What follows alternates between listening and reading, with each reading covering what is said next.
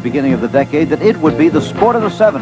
Well, that point is arguable today, but there were significant developments. In '77, Janet Guthrie became the first woman to drive at Indy. And in the same year... So Gordon Johncock is moving toward what could be his second victory in the Indianapolis 500. He's through the doors. What's happened? Smoke.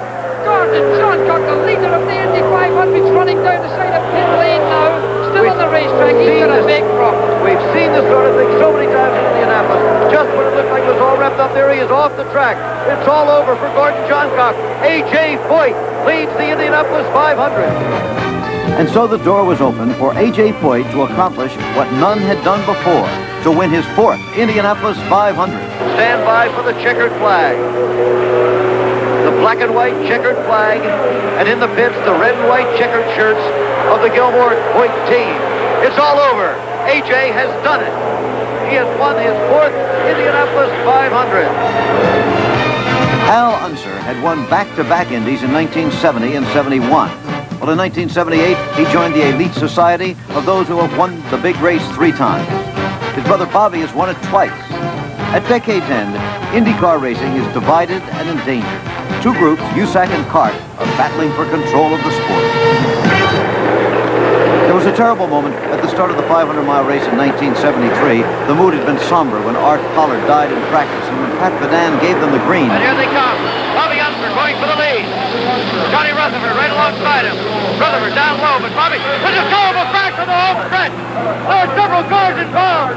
We can't see the numbers, but it's been a bad crash on the start. It was in the middle of the field somewhere. Terrible thing. Explosion. This is what everyone has feared. This is why there's been such a terrible atmosphere of fear here all weekend long. A shame there's a driver waving. He might be on fire, that man, the way he was waving. You can't see an alcohol fire.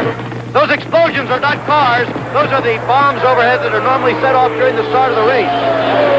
David Saltwater, chief victim of the crash, lived to race on many other days, but it took 3 days to complete that 1973 race because of weather, and on the last day, Swede Savage crashed and later died.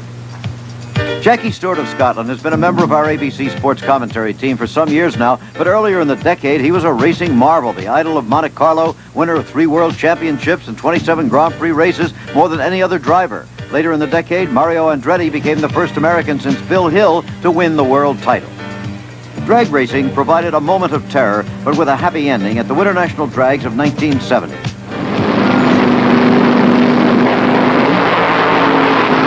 Nichols off first. Oh, my God.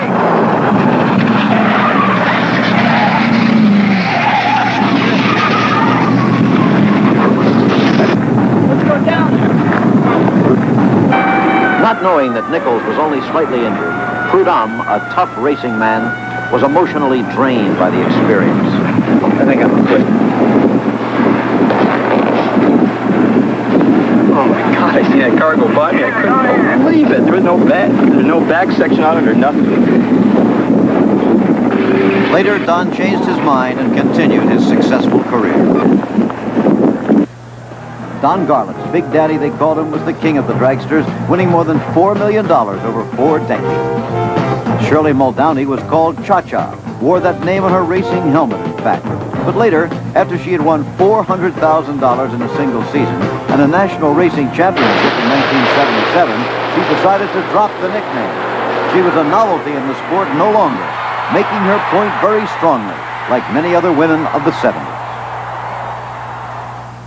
There were crashes, of course, plenty of them.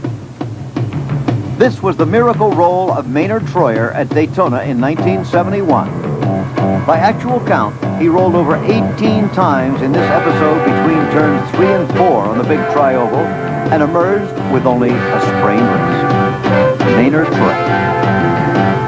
While many of us were at the Winter Olympics in 1976, Bill Fleming and Jackie Stewart reported on one of racing's most remarkable finishes in the Daytona 500. Richard Petty and David Pearson were battling it out on the last lap, a familiar scene. Look at David Pearson. He has moved closer. Can he do it? He's going to pull out now. He's going to try for the I don't know. He's down on the inside. He's got the lead, but there's a car ahead of him. There's a slower car ahead of him. And Richard Petty and Pearson go high. Pearson now has the lead. Petty tries to go back down on the inside as they come out of the fourth turn. They only have about 750 yards to go. Oh! It's a straightaway. They did hit. Petty smashes into the wall. Will he come across the start-finish line? He's going to win the race. He's going to win it spinning, as he, I believe, will take the checkered flag. No, he did not make it. He is less than 100 yards from it. Here comes Pearson. Pearson is going to try to make it across the finish line. Petty has his car going. Pearson's going to win it. Oh, gosh, Randall, he wins the race. What a finish for a horse. I've never seen anything like that. It's unbelievable. A battered Richard Petty finished